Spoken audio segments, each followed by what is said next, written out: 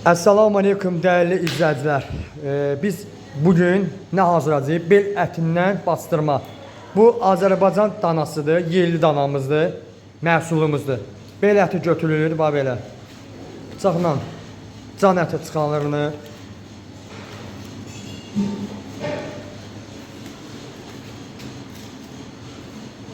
can əti çıxandan sonra bel əti doğrananda da göstərəcəyik sizlərə. Zamin ustamın bu beli çöndək o izləyəcəyimiz də görsün.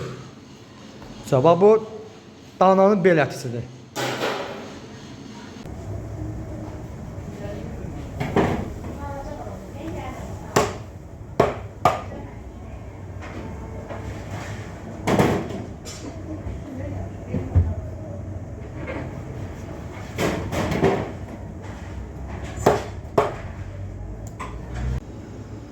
Assalamu aleykum dəyərli dostlar, dəyərli izləyicilər. Bu da bastırmamızı belə istəmişik, bax belə.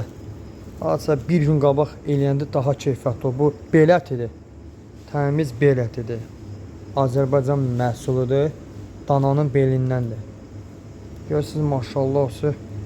Duz, istiot, kəhliyotu, limon da vura bilərsiniz. Bir də buna ən qəşəng ayran vursa daha yaxşı olar. Çivi zad vurmayın, çürüdür. Dəyərli dostlar, gördünüz bu qarşımda olan bel ətidir. Bastırma üçün hazırlamışıq. Doğrayandan sonra belə biri 100 qramdan porsiya hesablanır.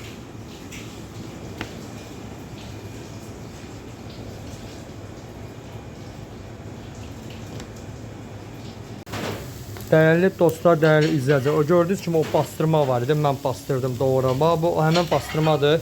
Setkada pişirilir. Setkada pişirməyin səbəbi nədir? Həm langet kimi çıxır, həm də əzilmir, düz çıxır. Peçat kimi çıxır, şapalaq kimi çıxır. Setkada pişirməyimizi məsləhət görürəm. Şişdə niyə? Görmə, şişdə əyilir, büzülür.